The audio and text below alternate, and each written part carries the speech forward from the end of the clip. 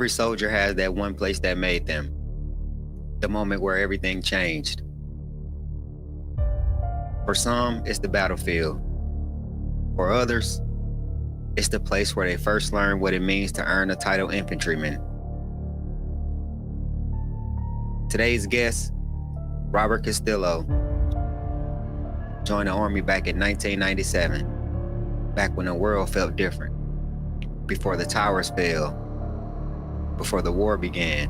Saddam Hussein and his sons must leave Iraq within 48 hours. Their refusal to do so will result in military conflict, commenced at a time of our choosing. He trained in a place called Hell's Kitchen, a name that fits the grind. From there, his career took him around the world, through multiple deployments and into a lifetime of service, both in and out of uniform. This is Veteran Stories. Real soldiers, real stories, and the truth that stays long after the war ends.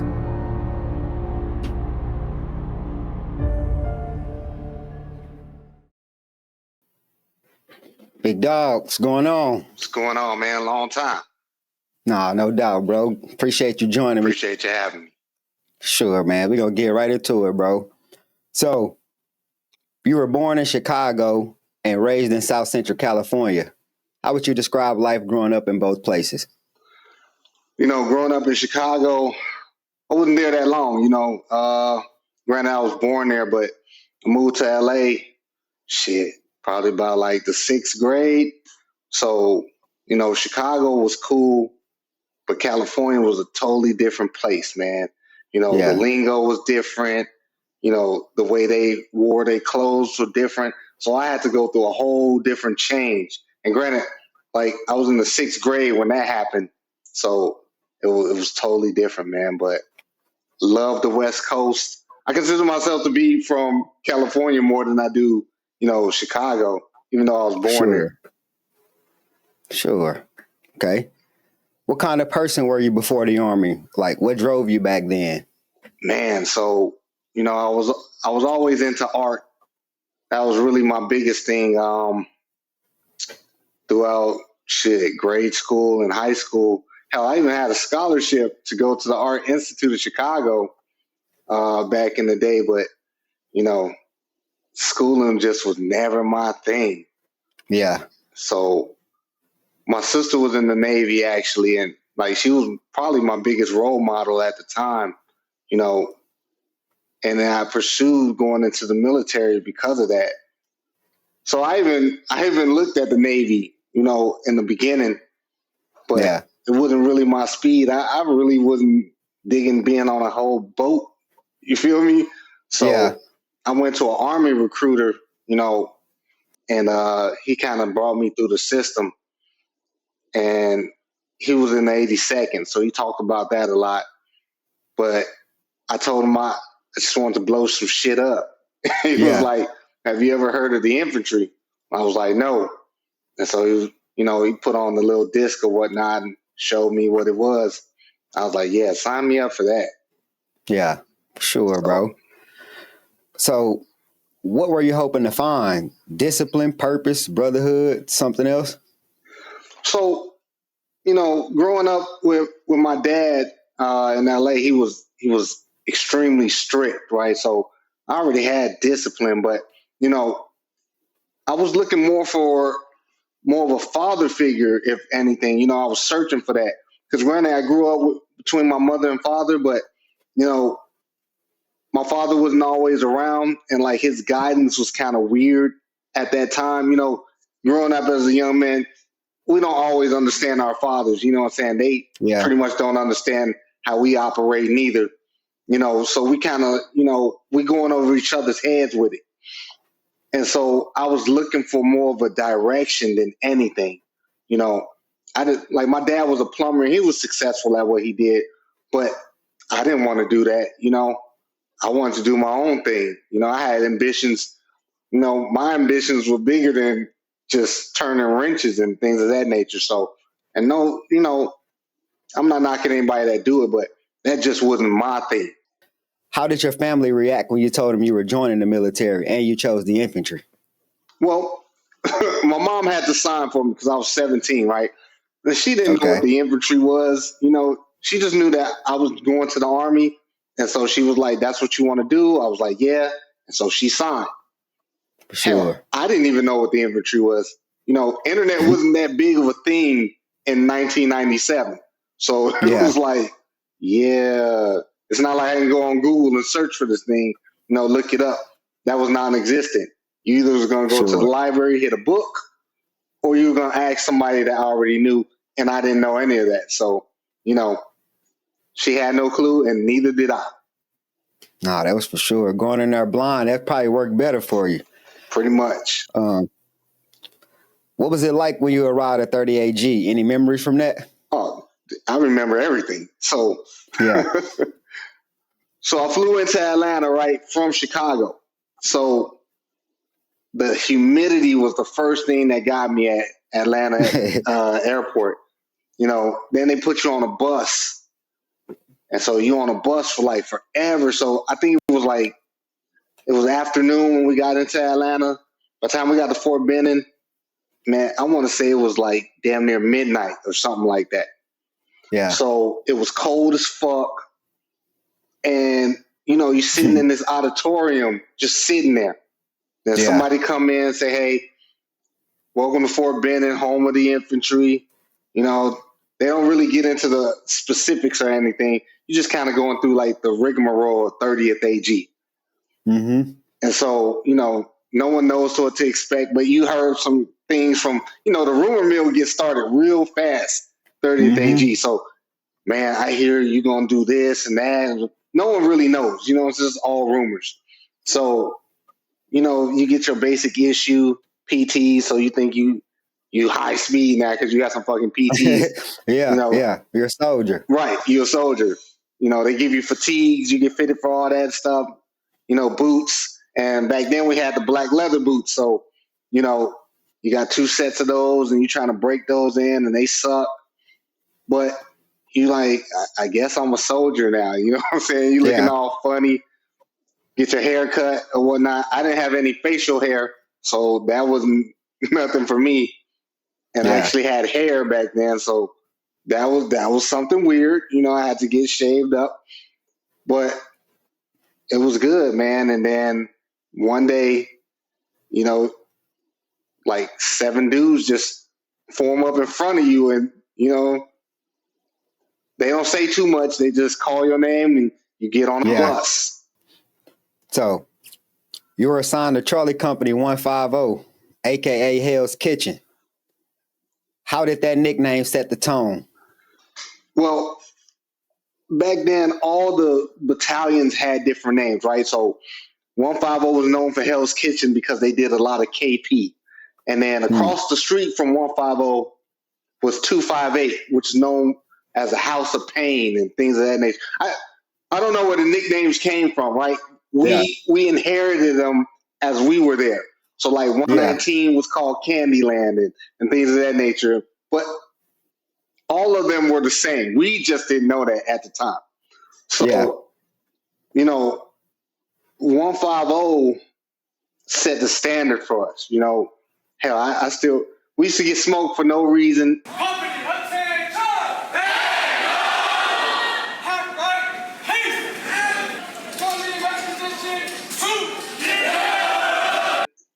All the time, and it built discipline in us. Like for me, it built attention to detail was everything. I remember holding chairs out in front of me for minutes on end for no ungodly reason. It's just they want to fuck with you, waking up in the middle of the night to do, cadence exercises, then go back upstairs, change, and come back down at a certain time just because, drill sergeant was on CQ and he didn't have shit to do. Yeah. It's just one of those things, you know what I'm saying?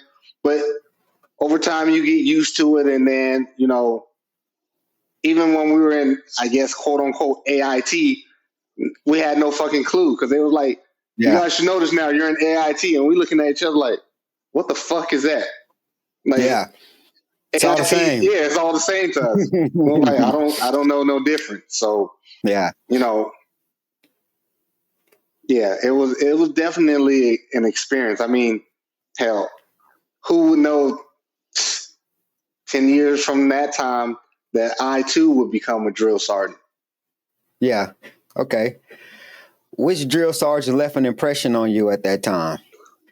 So I gotta say, my senior drill sergeant was Drill Sergeant Roth. Right, he was this he was a slim white dude, but he had swag like a motherfucker. Yeah. So his walk and his cadence were tight. You know what I'm saying? Some of the tightest cadence, even to this day, that I've ever heard. And I mimic it. You know what I'm saying? He was Yeah. the first Sure. person that I ever mimicked something from the military of. So Drill Sergeant Roth, yeah. Shout out to him. Sure. Okay. What was the hardest adjustment going from civilian life to soldier life?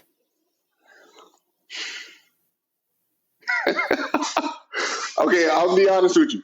So the hardest thing for me was the facing movements, like left face, right face. Yeah.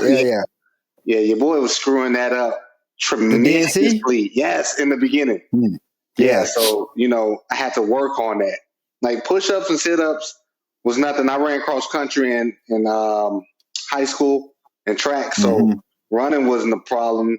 Push-ups wasn't a problem. Sit-ups, none of that. It was the facing movement. That in BRM in the beginning. So Yeah. I was horrible. I did too. Yeah, Me too. horrible. But I think when I qualified, it was just marksman.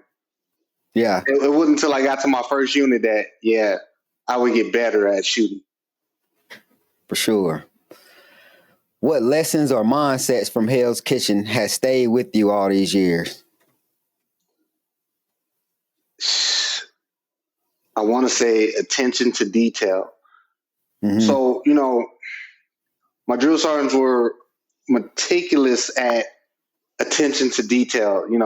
Things had to be rolled a certain way and placed a certain way. And that stayed with me throughout my whole career, that attention to detail, making sure things were dressed right, because the thought process is if you can make a bed every morning, if you can keep your area tight, then you can compartmentalize things in your head to keep things tight up there when you really need to focus on one thing at a time. So that was the biggest takeaway for me. Sure. Okay. So after basic, you went to your first duty station. Where was that and what was life like there? Oh man. So my first duty station was Fort Irwin, California. All right. NTC. Man. Yeah. Man. So I was back in California, so that was cool, but I was in the Mojave Desert. And we reported the day after Christmas.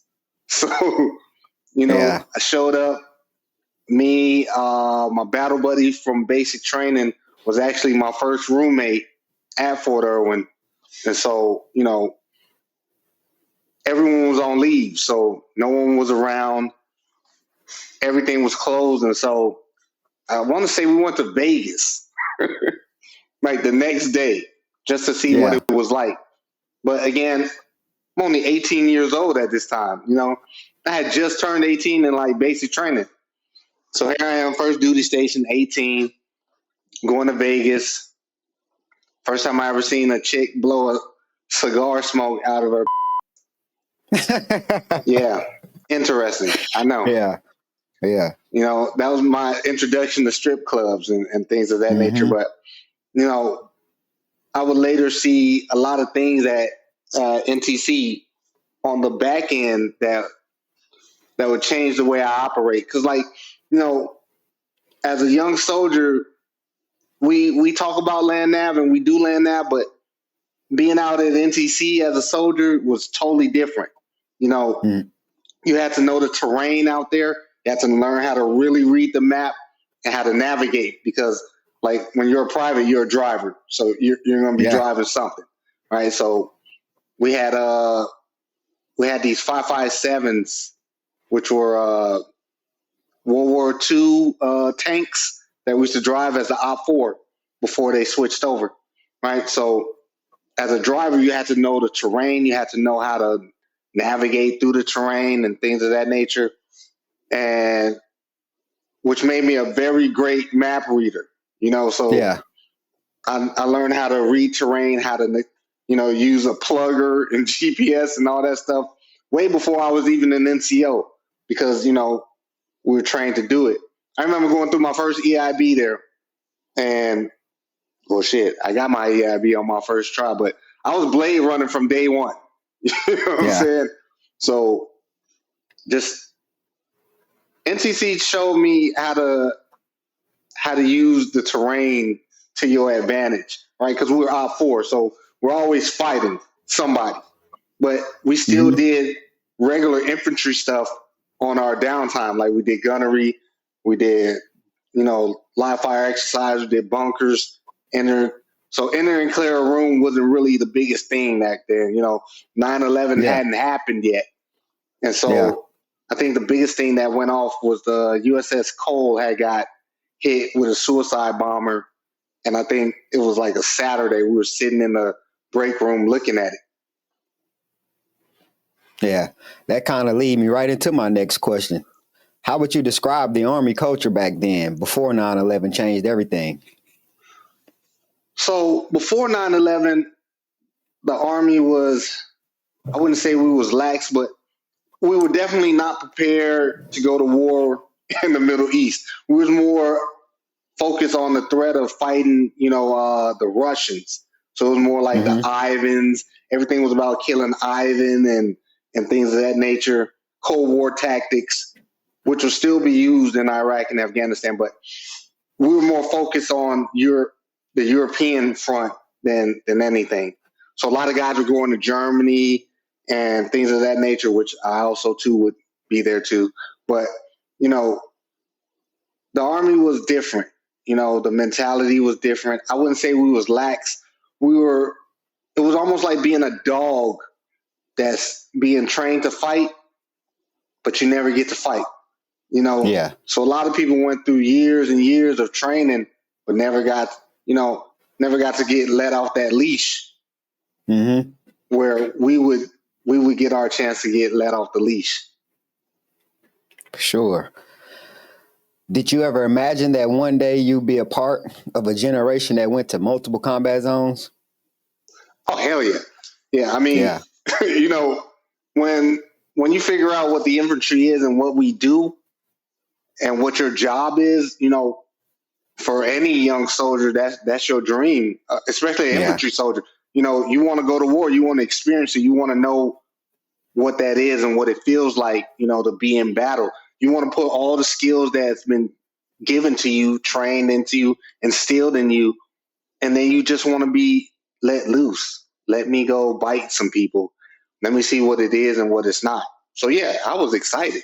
I was damn near ecstatic when 9/11 happened, because it was like, shit, we're going to war. Hell yeah, finally. I mean, granted, 9/11 was a horrible thing. It was a horrible day. But yeah, a lot of us, we high-fived each other because we already knew what time it was. Let's talk about that a little bit. Where were you on the morning of September 11, 2001? I was on staff duty. Yeah. So I'm on staff duty. None of the sirens went off until like the second plane hit. So I thought it was a movie. I was a runner, and I had just made E5. So I was on brigade staff duty. And so, staff duty NCOs looking at it, and I'm kind of peeking over like, what the fuck is that? And so when the second plane hit the building, you just heard the alarms going off everywhere. And they locked the base down. Every base was on lockdown. We were going to the arms room. I don't think I even slept that day. Went to the arms room. We got ammo. We loaded up, and then we went to different parts of the post, like out in the desert, to secure it. Yeah. So tanks and Bradleys. You know what I'm saying? Everybody. I don't know where the ammo came from. I just know we had it, and tanks were at the front gate, and security was at 100%. First time I ever seen that. Sure. So you already answered that. My next question: how did the unit react? So y'all was on stand 2 the whole time. Pretty much. Yeah. And in the midst of that, I was getting ready to PCS to Germany. Yeah. So like 9/11 happened. I would be probably, I wasn't on leave yet, so I didn't sign out yet. But I was done clearing. So, you know, granted, you're not supposed to be on duty or any type of duty, but, you know, you got a body laying around like, hey, we need you to do the staff duty right quick. We know you're leaving, but yeah, tracking, knocked it out. And then that happened. So that delayed me going to Germany for like, let's see, that was September. I didn't get to Germany till November of 01. Did you sense that life as a soldier had changed forever? Not really, not for everybody. You know, granted, it's like, you know, war's coming. You just don't know when they're going to punch your ticket so you can go. So until then, you just waiting on that call, you know, because I mean, we know how it's going to go. You know, you got the echelons of higher ups that's going to go, you know, Delta, SF, Rangers, you know what I'm saying, infantry. So everybody just waiting on their call, you know? Yeah. So we just waited on the call. Okay. What do you remember about the build up to the invasion of Iraq? Oh, man. I remember everything. I remember us switching out from BDUs to DCUs, the desert camo. You know, railheading Bradleys, tanks, and all that, getting that prepared, going through, you know, updating SGLIs and things of that nature. Like, I think when we start packing up the barracks is when it got real to most of us. Like, all right, hey, we definitely going to war. You know, granted, Afghanistan had already kicked off, and when I got to Germany, you know, the unit they was in Kosovo. First Armored Division was in Kosovo at the time. So I met up there in Camp Bondsteel. Like, I think I was in Germany for like a month, and then we were in Kosovo. And then when I came back, I was still with the brigade. Like, I wasn't even in 1-6 yet. I was scheduled to go to 1-6. I was the only person on my bus from not Ramstein, but from Frankfurt Airport going to Baumholder. Yeah. And everybody was like, where you going, man? I'm going here. I was like, I'm going to Baumholder. It was like, damn, I'm sorry. Yeah. You know, but again, the Rock is a different world. I know we'll get into that, but yeah, so that's when we realized, you know, we were going to war and with no turning back. Yeah. What were those first few days like once boots hit the ground? Oh man, it was chaotic. Like, you know, everybody the brigade wasn't together as a whole. You know, some people rode in with third ID. Some people, you know, because we convoyed up there, so there was no flying into Iraq. Like, we drove, you know, hours on end, dust storms and things of that nature. So, I mean, it was shitty, man. You know what I'm saying? It sucked. How long was the drive? Oh, damn. I want to say it took probably a day and a half. Yeah. You know what I'm saying? But as we moved up, because we moved slowly, you know, if you think like the tanks and Bradleys did the killing in the beginning, negative. Aircraft. Yeah. Apaches, doggone MLRSs. I remember being on the border and all the MLRSs were at the border fixated on getting ready to fire their rockets into Iraq. Yeah. That was a sight to see. You know, it was thrilling. I ain't gonna lie. I was excited like a motherfucker. I'm like, hell yeah. Finally get to see all this come to bear. But like Apaches and fixed wing aircraft, they killed everything, man. Did you guys meet any resistance on your way in? None. Yeah. A couple of pop shots here and there. Nothing to really react to, you know. Yeah. So the first 6 months of being downrange was pretty chill, full security, go on patrols because everybody looking for Saddam. Saddam's everywhere. I think the real battle was for most of us was like when Uday and Kusei got smoked by the 82nd and 101st. Yeah. But there was celebratory fire when that happened, and so you might be somewhere and rounds just start dropping from the sky, and you're like trying to take cover. So that was the real biggest issue at that time. But after 6 months being there, then the real battle started because IEDs started popping up. They first started with like piano wire, right? So like the gunners would be, gunners used to stay way like damn near waist high out of the hatches back then. Yeah. There was no up armored Humvees. We had soft skin Humvees. We took the doors off because there's no need for that, so we could jump out when you wanted to. But I think the only thing we had, even in the invasion, was sandbags on the bottom of the Humvees, but they were all soft skin. So bullets was dancing through these bad boys. You know what I'm saying? If you had an FBCB2, that probably could take a round or two, and keep it pushing. But yeah, for the most part, there was no up armor. Everything was kind of like you're learning on the fly. So again, gunners would stick their whole body out until they start stringing up piano wire, and people start getting their heads decapitated. Oh, man. Then we start seeing roadside bombs, and they were kind of, we didn't know about roadside bombs back then.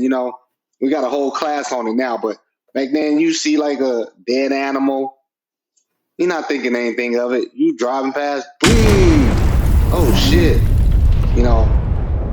and they weren't targeting like tanks and Bradleys back then. It was just Humvees and trucks.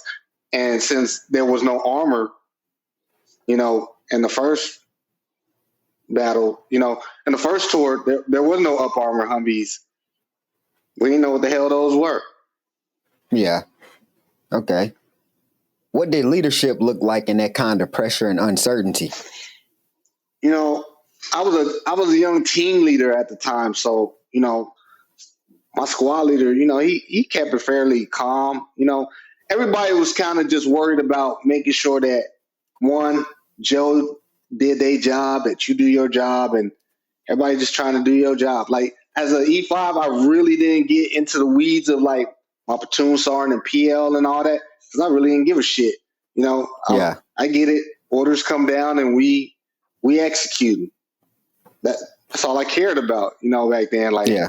I wasn't in that position to make those decisions or say this sucks or we shouldn't do that. So I just did. Yeah. Okay. What moments from those early deployments still replay in your mind? The bombing at Assassin's Gate, right? So one morning, I want to say it was a Saturday or Sunday. I can't remember the day, but so there was a gate on the far end of the green zone. They called Assassin's Gate.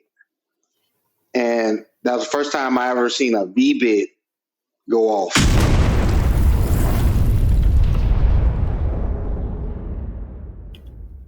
And when I tell you it put a crater in the ground, like I used to have the pictures of it, but like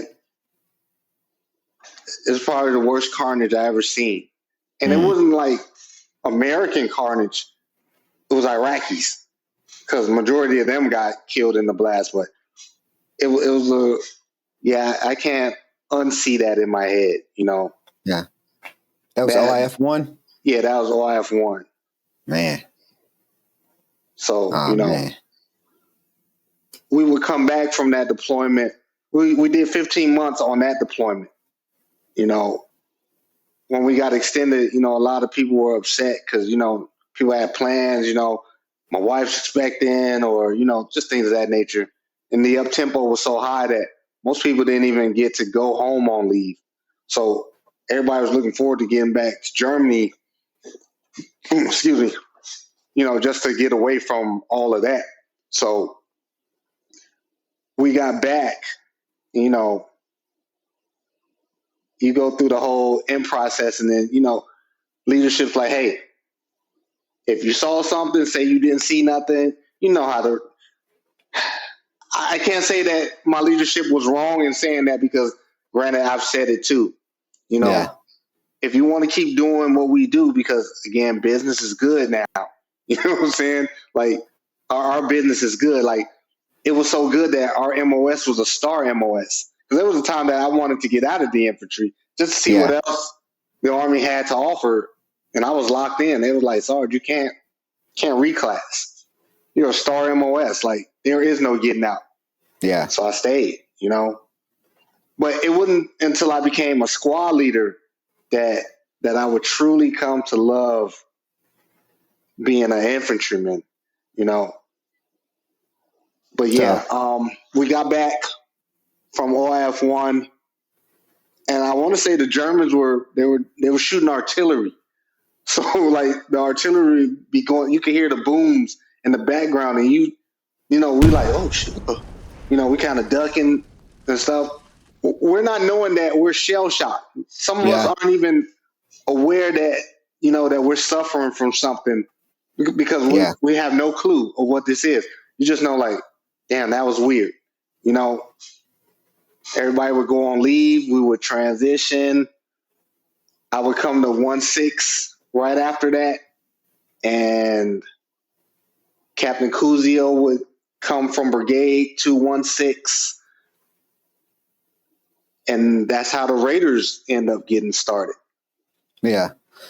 So before we talk about the Raiders, we're about to go right into that. Just a little side note. When I got the bomb holder, y'all were still deployed. So I was fresh out of basic. I didn't really know much about the Army, bro. So, you know, you see the representation in the Army when you're in basic, what the drill sergeants look like. And then once I got the bomb holder, y'all were still deployed. So I still hadn't seen much representation in the military. You was the first one I saw, bro, that let me know, like, oh man, so it is possible to climb up the ranks in that climb up that ladder, bro. Like, you was the first one that showed me that. Real talk. I remember. So, you know, and I tell people, I'm like, I remember getting back from deployment. I want to say I came off leave. I came to the barracks, and you were there. You're the first person I met when I got back, and it was something about you. I was like, this is a cool dude. Because I remember giving you that book, the book with all the phone numbers of all the women that we had dealt with while we was in Germany. And it was passed down from me, from other people. But, you know, I said, out of everybody, you know, that didn't come forward with your group, I remembered you. You know what I'm saying? Yeah. Your demeanor was something different to me, and that's why I gave you the book. That was you and Sergeant McCoy. I see y'all let me know, like, okay, so I can climb the ranks, like, for sure. You know? Oh, yeah, for sure. I didn't know. I hadn't seen that representation yet. You know what I'm saying? Understood. You know, Sergeant Major Ayers, right? Sergeant Major Ayers, Colonel Walrath, First Sergeant Brody, and Captain Castillo, you know, they really instilled in us. And I want to say on the NCO side of the house was where I learned how to be a better leader. You know, First Sergeant Brody thing was, and Sergeant Major Ayers, was that if you're coming up through the ranks, your soldiers need to be coming up through the ranks too, you know. And I never considered myself to be a good fucking leader, not one time, you know. But I made sure that as I went up through the ranks, you know what I'm saying, the young pups that was underneath me, you know, they would make sergeant, you know, before we left that last deployment up and hit, you know, took them to the board, you know, all the way up to my medics. If you were private when you came, you were at least a PFC or better by the time we left. You know what I'm saying? Like, I had made staff sergeant before we deployed. So when I took over the squad, I had my own vision of how I wanted to run things. You know what I'm saying? And the only reason I made rank was to tell other people to go fuck themselves. Literally. That was sure. that was my whole point of making rank. So I can tell the next person to go fuck themselves. I want to do it that way. And the only person I really got to deal with is this E7. Yeah. Sure. I remember those days too, bro, trying to get my rank up. But yeah. Can you talk about those early days in Alpha Company 1-6? What was it like pre-deployment? Man, so, 1-6,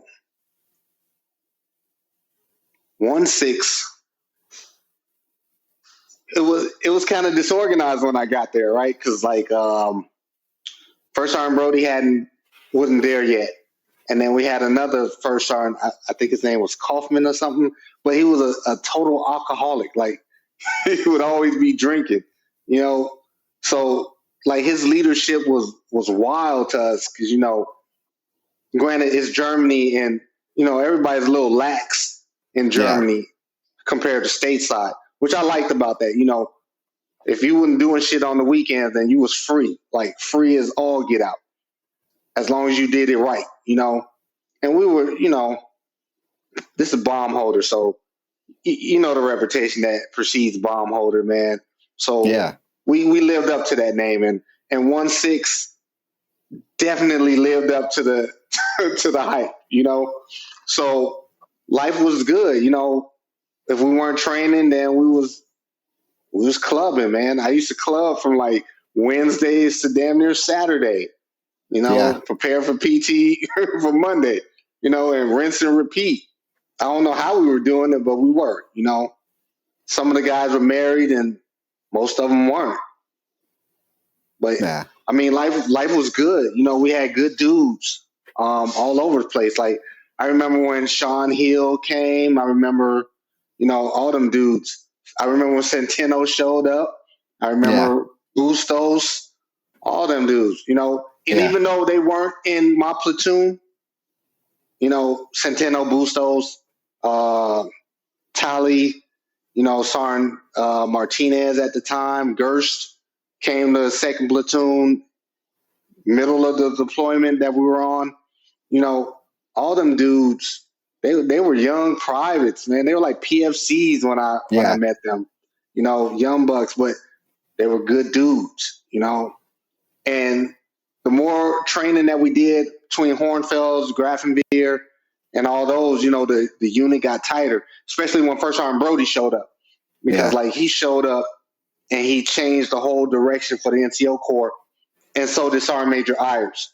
So they taught us new moves when we were in the field. And First Sergeant Brody showed more of the paperwork side of being an NCO. Because we didn't always do it. You know what I'm saying? We did it, but we weren't as proficient. Or I can speak for myself. I wasn't proficient at being an NCO like that. In the field, we're fucking great. But in garrison, it was like, fuck that. So he forced us to be better in garrison, but we were always great in the fucking field. Yeah. So y'all get orders to deploy again. What was that like when you arrived in Kuwait for this deployment? So shit. Whew. So we arrived in Kuwait. It was I want to say it was January. Yeah. It was cold as shit. Most of us got the crud, so we spitting up all sorts of shit. I was in my re-enlistment window. So, it was like, I'll give you 25,500 for 6 years. Yeah. Right hand. Yeah. Let's do it. You know what I'm saying? Like, show me the money. Right. Yeah. So I re-up for 6 more years. Me, I want to say Aquilino, and some other people, we all re-up at this time. And so we jump on a fucking C-130. We land at Al Asad Air Base, right? And then we take a 7-ton from Al Asad down to hit to relieve the Marines. Now the Marines were like 1,200 deep. We're a company-sized element in a whole city. Like for the first 5 months, only Alpha Company is in this city. So they want to patrol, man. Libel, I want to say Libel's in third or first platoon, Liable gets hit first. First person to take casualty, right? So again, the shit's real in our heads. Like, damn, that was day one, you know? So me as a squad leader, I'm like, yeah, I'm shooting first. I'll ask questions later. Or I'll come up with something later. Either way, shoot first, right? Yeah. So most of our patrols started at night, 8-hour patrols, nothing new. As time went on, I think we would be in contact every day.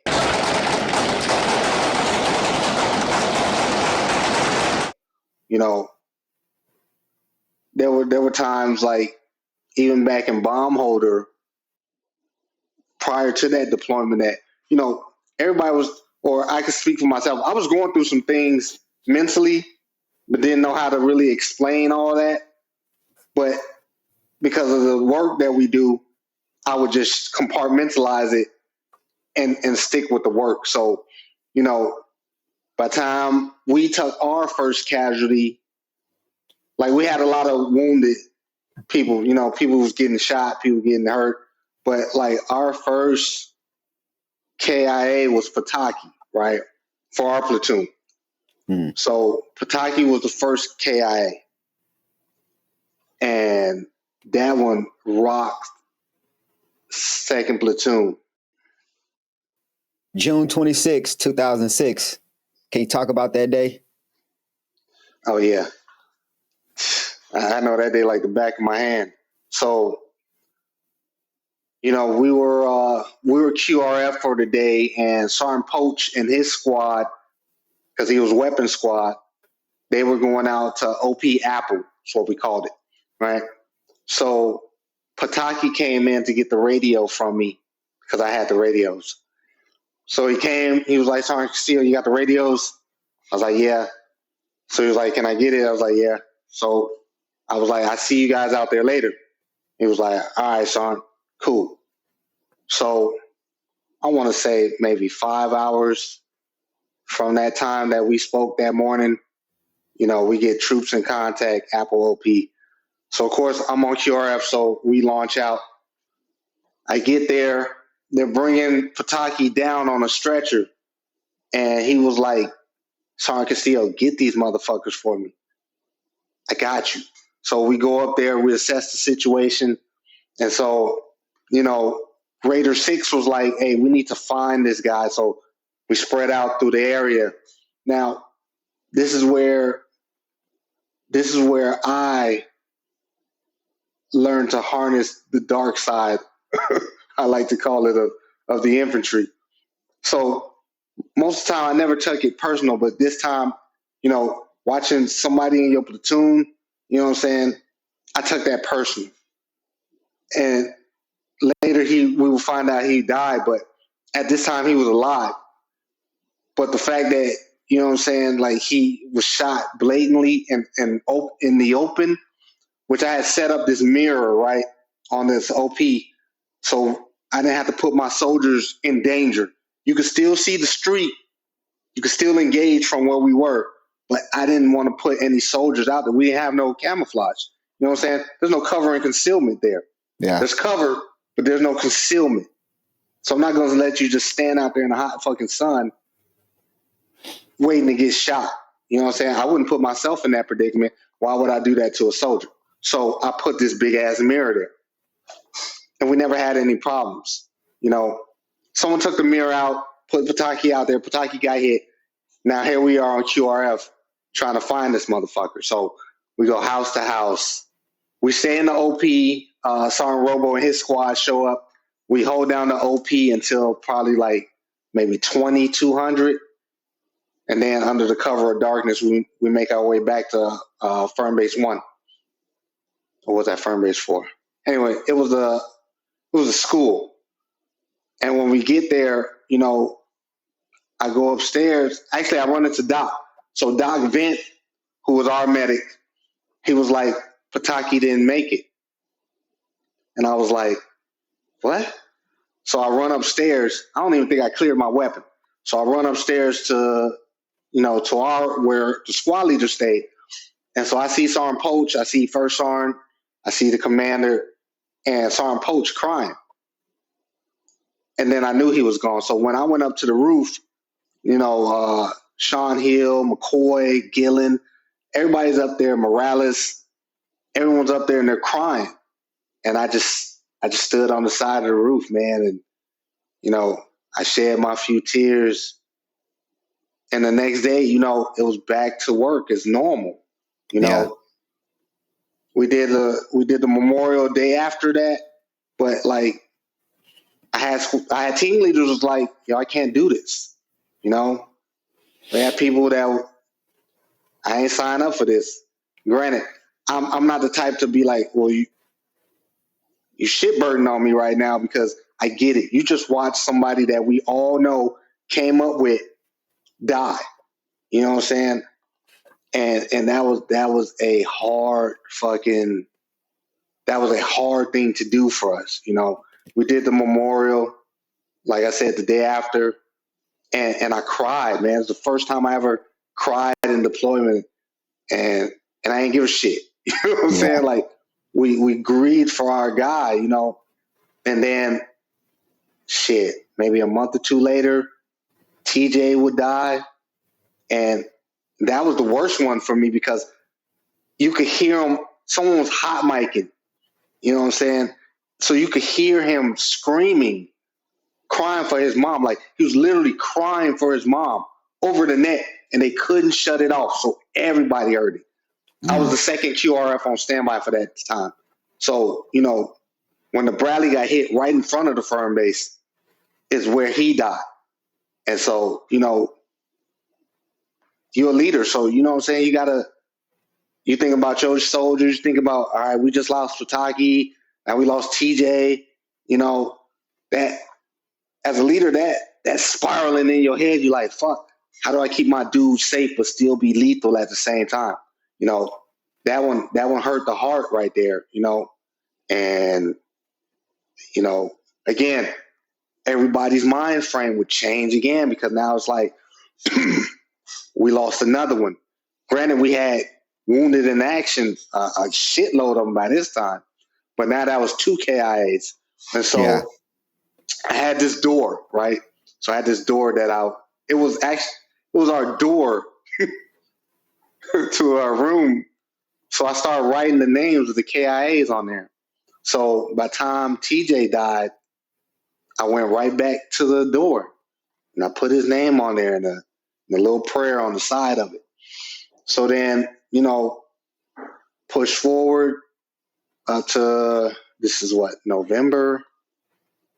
Then Loney got hit, right? So I was actually in that convoy on a counter mortar patrol in the Bradley. So normally, platoon sergeant squad leaders never ride in the same Bradley. For some ungodly reason, I'm in my platoon sergeant's Bradley instead of his wingman.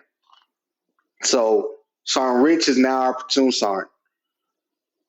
So doing counter mortar patrol, again, I had conversations with these people. I said, Loney, you got me? He said, Sergeant C, I got you. All day. Rest assured that he took the brunt of that IED that day.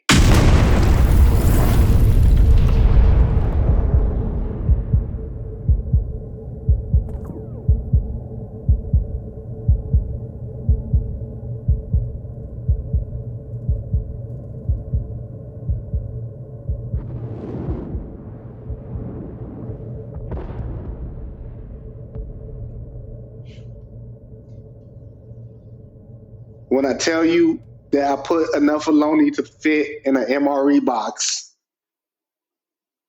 that is the truth. We put an MRE sized body in a bag, right? The IED hit us so hard. I sent you the pictures of it. It put the Bradley sideways, and that's with reactive armor plates.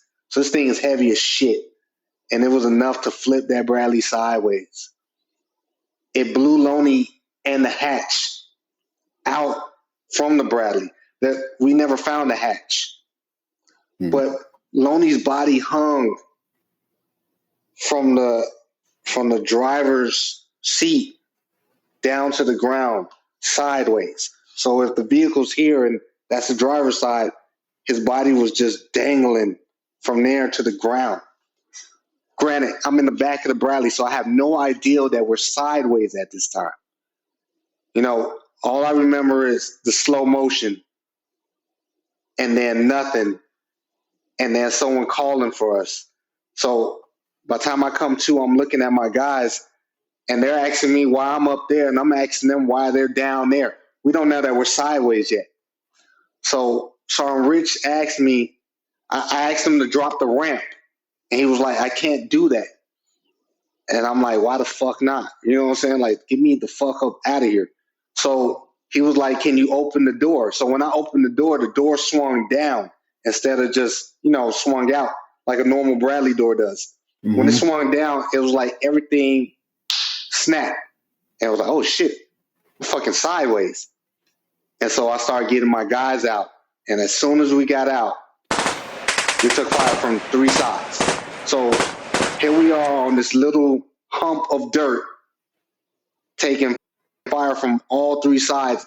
The wingman Bradley pushes up the road to try to block the gunfire from that side, but we're still taking fire from 2 sides. So Barnes, who was my youngest soldier, he got hit right in the head, and he falls down. Boom. So I'm thinking, oh shit, we got 1 KIA. I don't even know who I'm sending this message up to because pretty sure the radio's shot by this time. Yeah. But I'm still sending up, you know what I'm saying, messages. So we're on this mound. My platoon sergeant, he hit, but he's stable. His gunner, he's there. And, you know, I got half of my squad. And so we're fighting right here. So Barnes ends up waking up. He's like, oh shit, I'm shot. Well, I'm laying on Barnes, right? I'm not using him for cover. I'm just trying to keep him down. Yeah. Because I don't see any blood coming out of him. So he got hit in the head and he just got knocked out. So I was like, shit, 1 less problem. Got it. But now we still got to deal with this. So, you know, I tell Morales, hey, we're just going to open fire all 3 ways. Let it loose. And we're going to make our way towards the building. Sergeant Rich was like, we need to go to the mosque. And I'm like, you're on fucking crack right now. We're in this fucking building. So everybody picks up. I'm the last one to go. And it seemed like the longest mile ever, even though it was probably like 100 meters. But it seemed like a fucking full mile sprint. And so I'm sprinting. My hand mic's just dangling. And I'm running towards this damn house. So Barnes hit the gate so hard that the gate would swing open like this. It's now lying flat on the ground. So I know the adrenaline's pumping.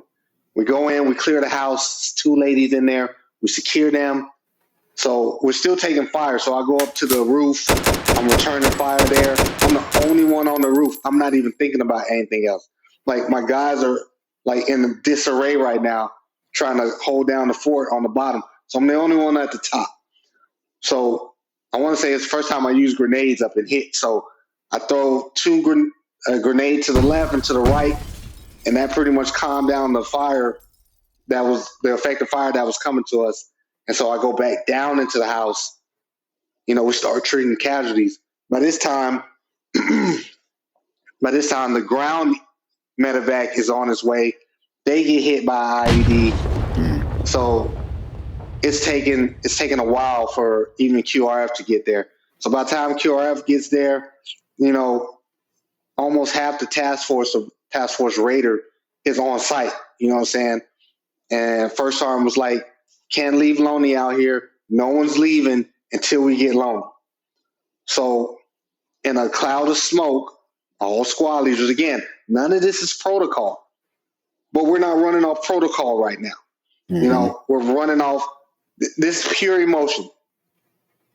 I'm going to go get Loney because I know Loney.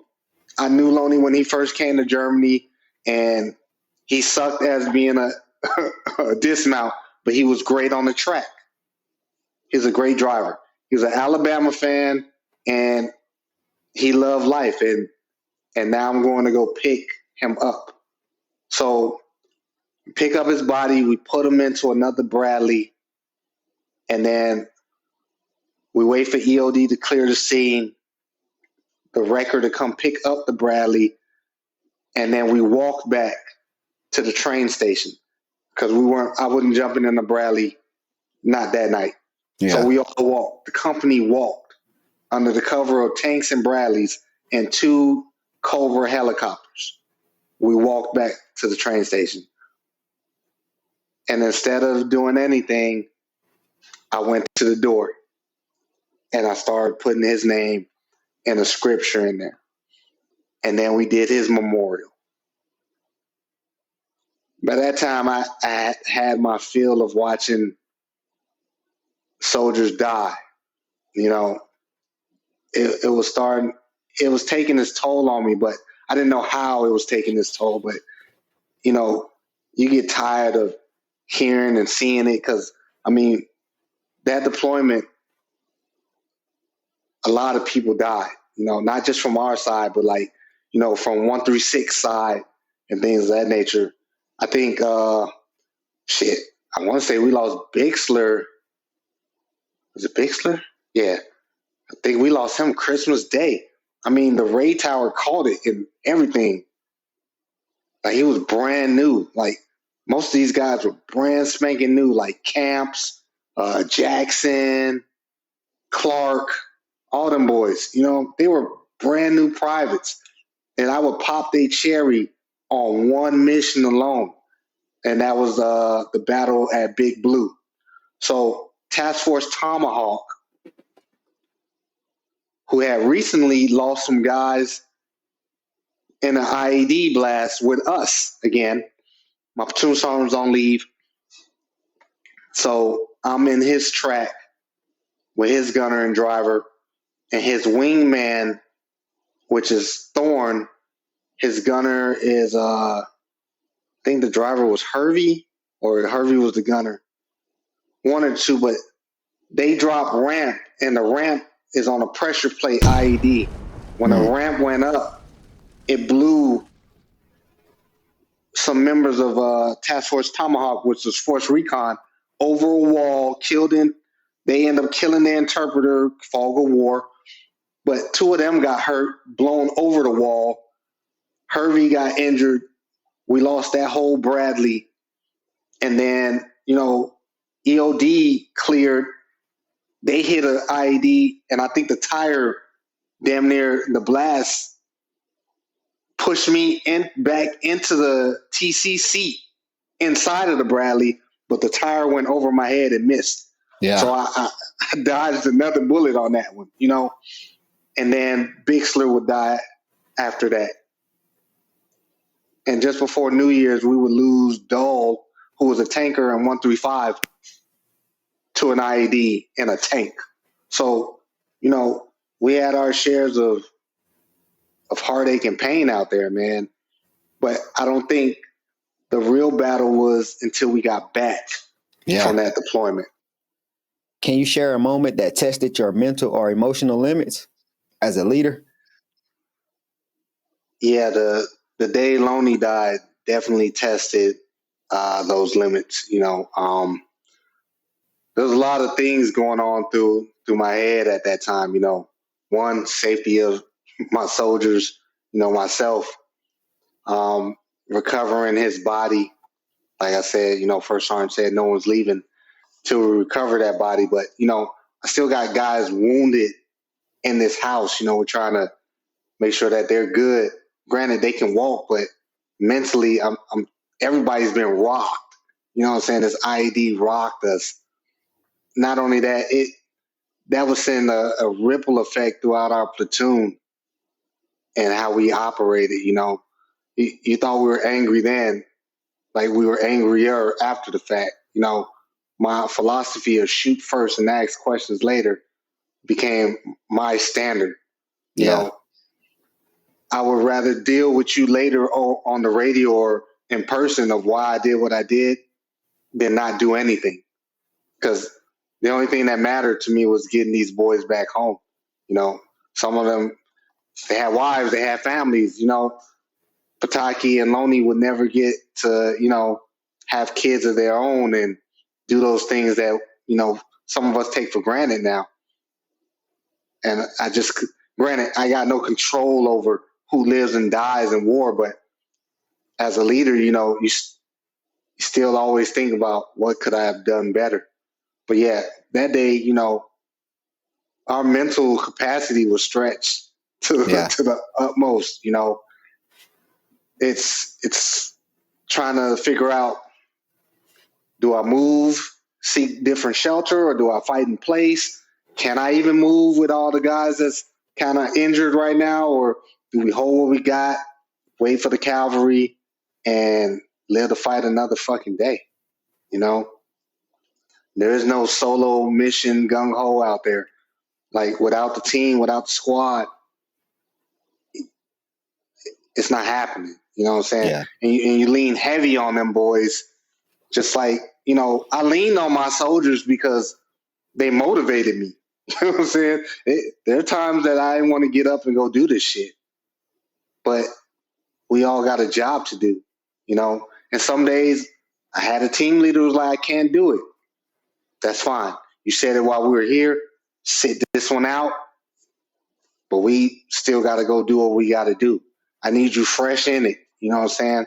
I learned how to compartmentalize really well being deployed. And granted,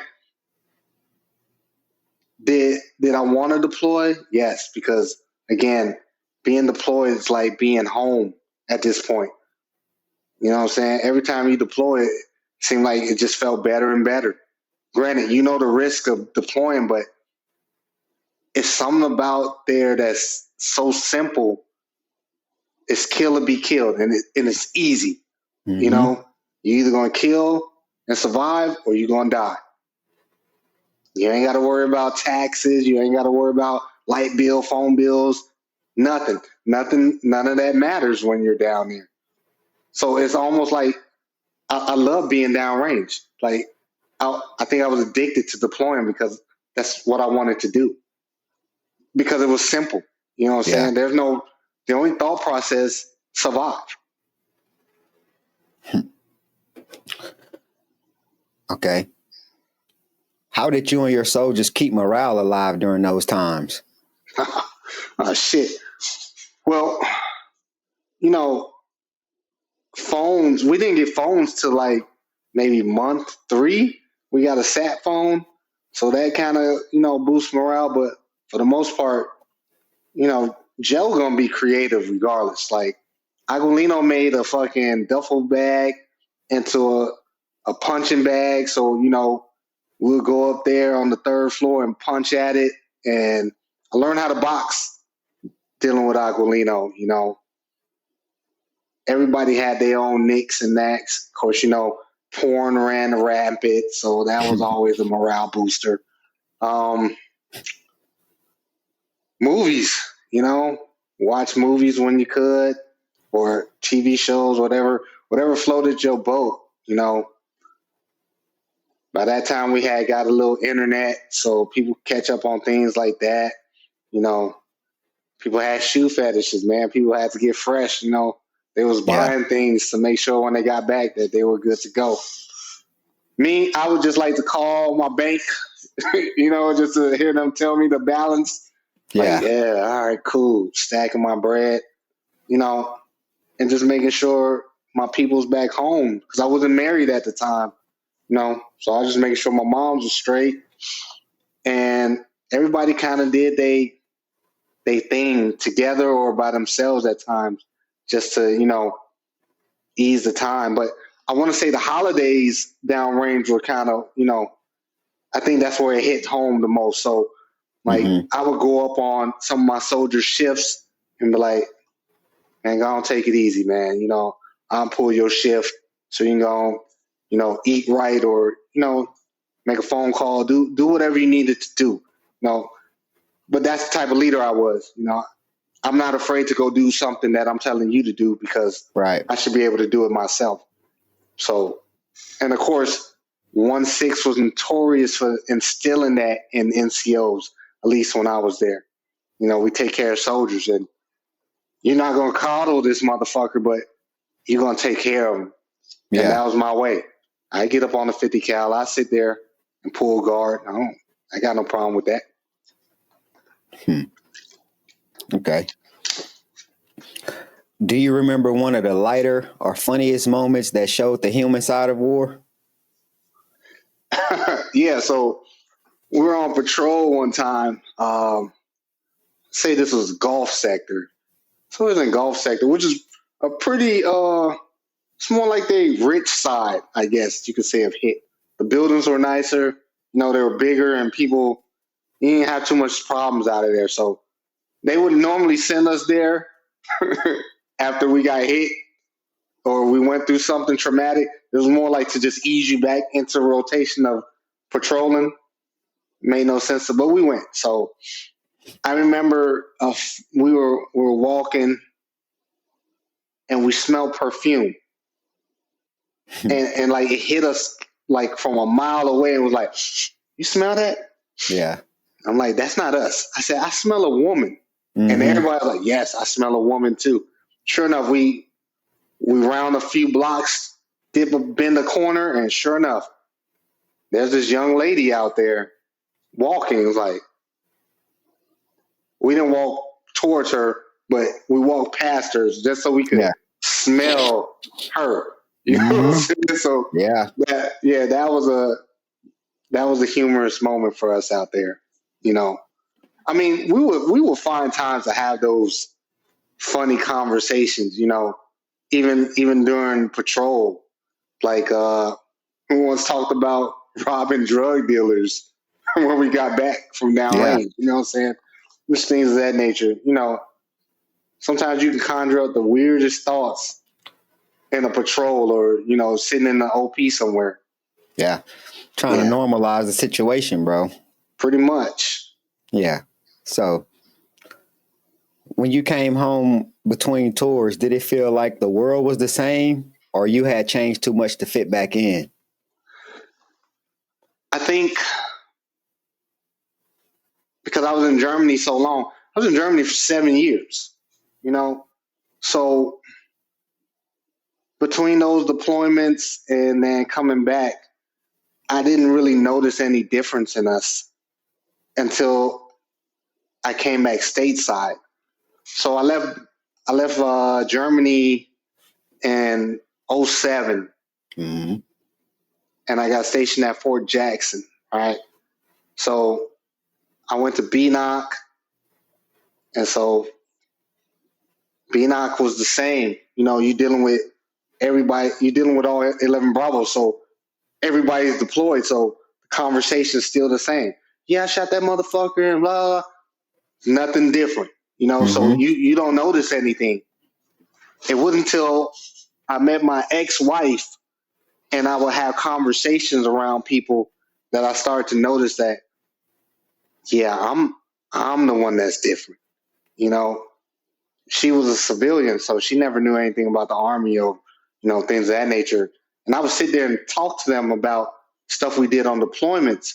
It was like, yeah, man, fucking, sergeant bullet shot dude with 25 Mike and motherfucker turned to mist. And I sat there and laughed about it. Like, And people were like, what?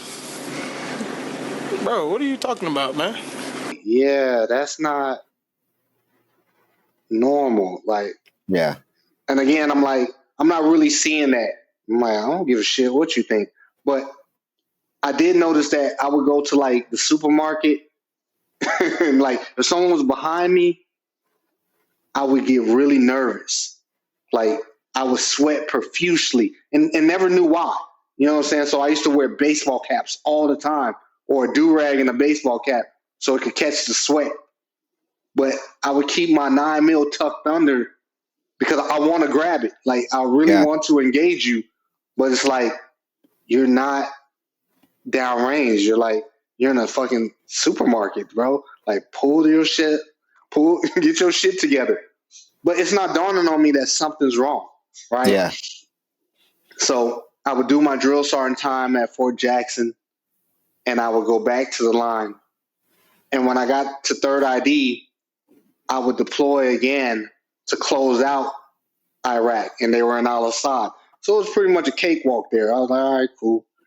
You know, for some people that was their first deployment. I was like, yeah, this is boring. So did that, came back. I want to say I was in JRTC, and a guy that I knew named Sergeant Nixon had went into behavioral health, shot up behavioral health, and then killed himself. Now, Sergeant Nixon and I always talk, you know. He would tell me how you drink a fifth just to go to sleep. And again, because we're all 11 Bravos, we all talk these things. We don't never say anything out loud. We're like, well, that's how you deal with your problem. Okay, track it. That's how you deal with it. No one's going to tell you any different back then. Like, hey, you probably should go see somebody that don't sound right. You know, it was one of those deals where it's like, that's your business. You know how to deal with it. You deal with it. As long as we don't have to be involved, it don't really exist. That was the infantry way. Whether someone said it or not, that it was an unspoken language. And I know a lot of people will probably say something different about that when they hear this, but I don't give a shit. Yeah. People dealt with their own problems how they wanted to. Unless it went up the flagpole, meaning that your leadership knew about it, then it became a problem. If it was out of sight, then it was out of mind. No one gave a shit until it became a problem. And that's how we operated. When he went to behavioral health and shot it up, when I got back from JRTC, I went to behavioral health for the first time. And I cried like a baby. Yeah. I talked to them about Loney and all that stuff that happened in Iraq and all that. It was really bothering me, and I had no idea that it was. You know, I had to sit there and talk to somebody about it. And I didn't want to talk to them either. But I knew I had to. By this time I got kids, and you know, I'm no good to them if I can't get the help that I need. You know? And I would stay in behavioral health shit damn near up till I came back to Benin, retired, and then even past that. Like the transition from not being in combat to being in combat is a weird feeling, you know. Mm-hmm. There were times that I want to say I missed it, like I was craving it, you know, and it took years to just even get past the whole point where it was like, you know, the anniversaries of Loney, Pataki, TJ, and all that wouldn't bother me. That took years. Like you would think like once you got out that it would drop off, and it didn't. Like for me, everything that I ever compartmentalized start showing itself in different ways. Like be sitting there watching a movie and be crying for no ungodly reason. It was like, what the hell is wrong with me? But everything that I've compartmentalized is now coming out, and now I got to sit there and deal with it. And it almost drove me to putting one in the head. Like I literally sat in my bathroom, 9 mil to the head, and Sergeant McCoy talked me off that ledge. He was my team leader, but he was also my friend, you know. But it wasn't till after I left Germany, a lot of Raiders started dying. So we would lose Chief. I was on the trail when that happened, and I had to leave. That broke my heart. You know, we would lose Jones, Whitman. We would lose Aguilino died, you know what I'm saying? He would pass away. And Aguilino's death really hurt me too. I remember we drove up to Philadelphia for it. And I looked at him, he didn't even look the same. You know what I'm saying? Like, I think we lost more brothers after the war than we did in war. And granted, I wasn't there for you guys' deployment. I had left prior to that. So if I'm not mistaken, y'all re-up and y'all went back down range, right? Mm-hmm. I had left to, after you left in 07, we went in 08. Yeah. Yep. So then I heard about the Solder City and all that, you know. Mm-hmm. But again, it was like, shit, Raiders out there doing what Raiders do, you know. granted, there was a new leadership and everybody was new, but for me, that was good that we left. I mean, it's y'all generation, you know what I'm saying? Granted, we did what we had to do for that generation, but now that generation had made the rank to carry on what we started, you know. Yeah. So that was good of them. And I seen that, you know, most of y'all had made it through the ranks and things of that nature. So I was like, shit, bomb holder still secure in his ways. Oh man, bomb holder. I give all credit to bomb holder, bro. Like that leadership that we had going into that Solder City deployment, bro. Couldn't ask for no better leadership to go down range with. For sure. For real. After retiring in 2017, what was the biggest adjustment to the civilian life? Oh man. So the biggest adjustment in 2017 was just there's no orders, there's no chain of command, there's no guidance. Everything now is coming from you. And when you've been doing that for 20 years, it's almost like I equate it to being a prisoner in prison. You know what I'm saying?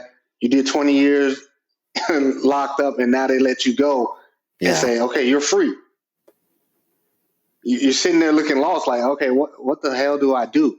You know, no disrespect to ACAP, but it's pointless because it doesn't really prepare anybody, especially if you've done 20 years, to get out and do the civilian thing.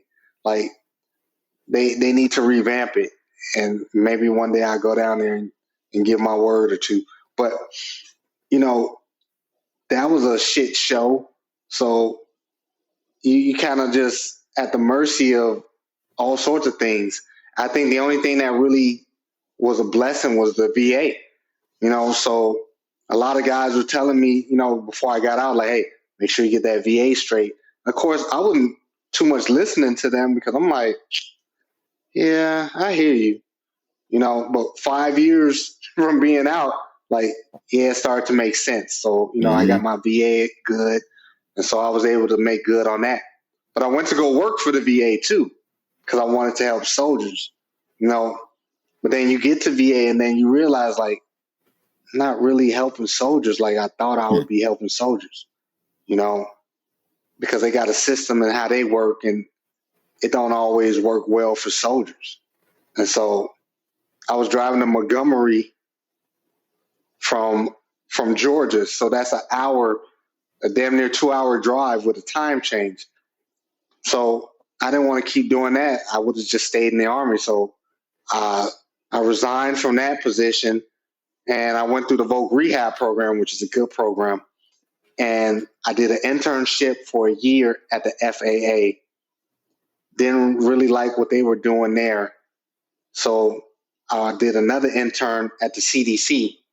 And then I got brought on full time in 2020. So just before the pandemic, I came on as a GS7 and I worked in the Equal Employment Office until, no worries.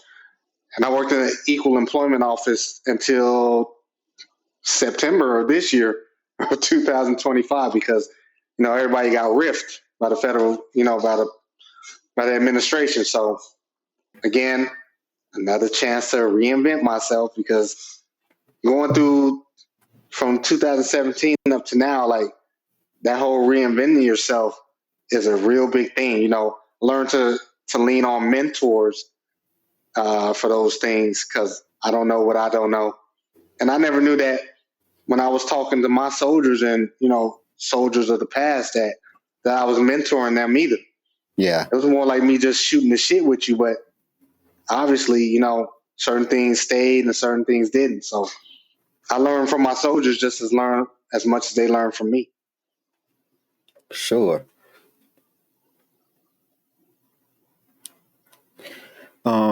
What similarities did you find between military service and working in federal service afterwards? There is no similarities. In the military, if we tell you you suck, we have ways of fixing why you suck. You know what I'm saying? In the civilian world, if you suck and they say you suck, they're not trying to, especially in the federal side, they're not trying to show you how to improve yourself or how to do things better. You know, you're just gonna have to figure that out on your own and then make your way.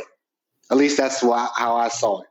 You know, a lot of things I learned because I took the time to go invest in what I was doing and learn the job further. So that was the thing for me. Yeah, the civilian side and the army side and the military side is two different worlds. They don't care about your service. They may say thank you for your service. I don't give a shit about your service. You know, most people don't even know what the hell happened downrange or the people that fought in it. Yeah. Unless they, you know, Google it or read something in a history book later on in life. But as far as that, they thank you for your service. I don't give two shits. And that's fine, you know. But for those that did it and do it, you know, we know what it is and we know what it's not. And I can rest my head on that.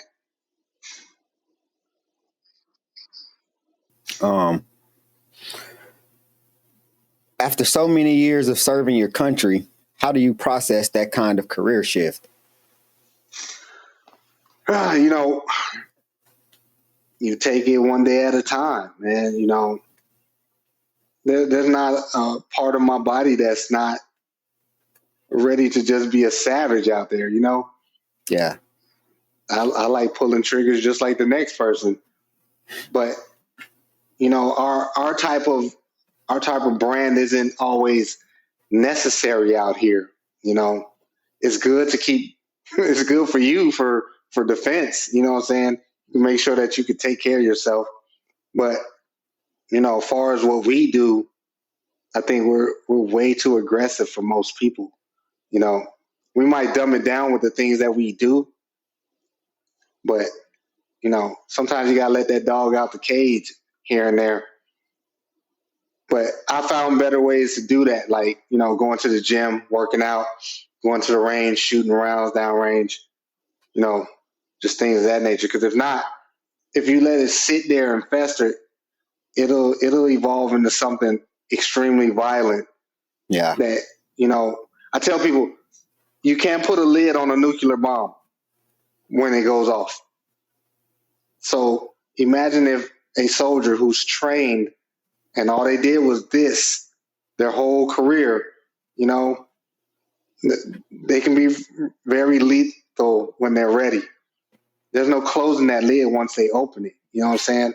The thing about being an 11 Bravo is like we were taught from young, kill. You heard it in basic from the day you got there to the day you left, and in every unit that you've been in, as long as you're 11 Bravo, you know, they tell you how to turn. You learn how to turn that switch on. They don't tell you how to turn the switch off.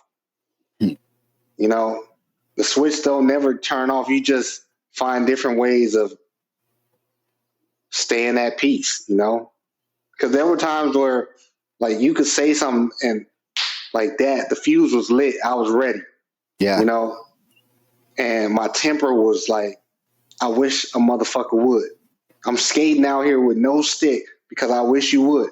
Right. You know, I used to keep my doors unlocked because they would talk about break-ins, right? So I would keep my doors unlocked because I wish you would, because I'm you home. Want some action. And I want some action, yeah.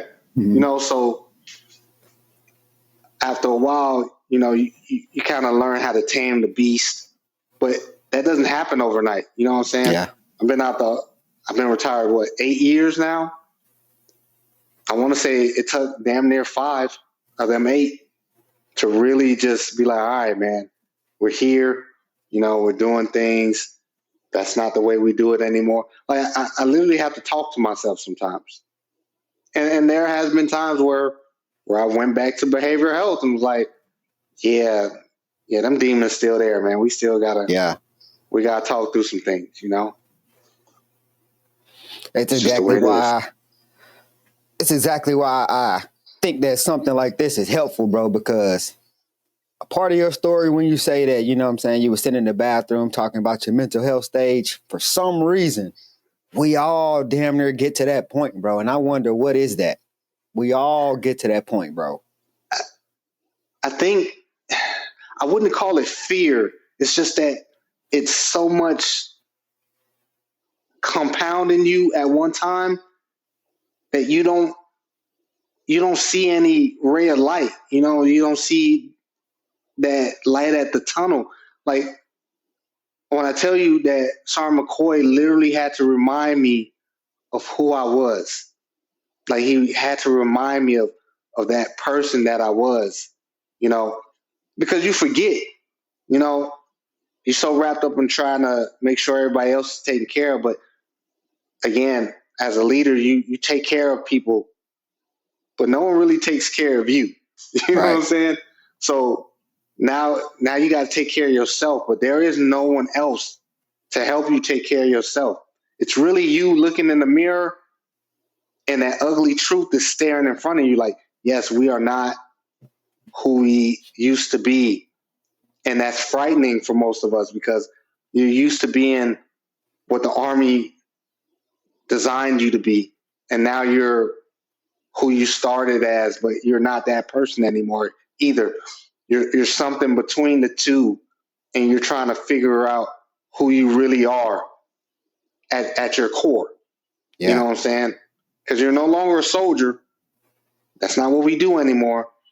You're a civilian, but you don't think and operate like a civilian does. You're not naive to the fact. You go to restaurants, you size people up, you look at everything. You probably thought about killing at least 4 people in here while you ordered something to drink. That's not normal for people. You know what I'm saying? People don't operate the way we do. But we do it. And we laugh about it amongst each other because it's like, you just sized that mother. Yes, I did. Yeah. I sure did. We understand. Yeah. We understand it. And we speak that lingo and everybody don't. So you're trying to find that balance. I'm not a normal civilian and I'm not a soldier anymore.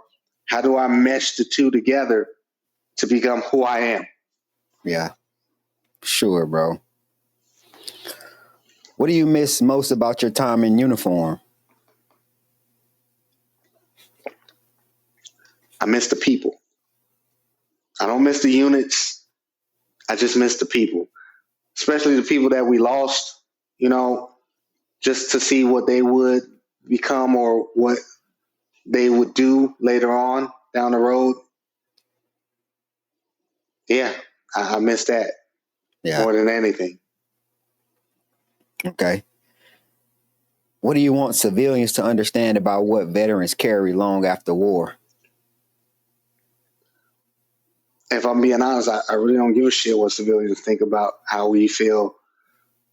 The thing is, experience is the greatest teacher. And if you've never experienced it, then I could talk to you till you're blue in the face and you still wouldn't have an ideal, not even the slightest idea of what a veteran goes through coming back from combat. You can't, I could talk to you till you're blue in the face, but you wouldn't understand. And I think that's why a lot of guys have a hard time talking to like therapists and things. Because like you could talk to me about war and I would understand you off the muscle. Mm-hmm. But someone that's never been to war, never been in those boots, never, chewed that dirt, they have no idea. They can only hear you and try to remedy that, but they don't understand it. And that's the disconnect right there. You hear me, but you can't understand it. Yeah. And because you can't understand it and you've never experienced it, you can't truly relate to me. Gotcha. Okay. Couple more questions. All right. If your 18-year-old self could see you now, what would you tell him? Oh, shit. I would say, hey, we didn't make any mistakes along the way. Not too bad. I don't think I would change anything because if I changed anything, then I wouldn't have the experience that I do now. if I changed what the mistakes I did make, then I wouldn't be the leader that I was then and now, you know. So I would tell them probably save your money more, back then, but I wouldn't tell them to change anything. Sure. All right, final question. What does service mean to you now after 20 years in?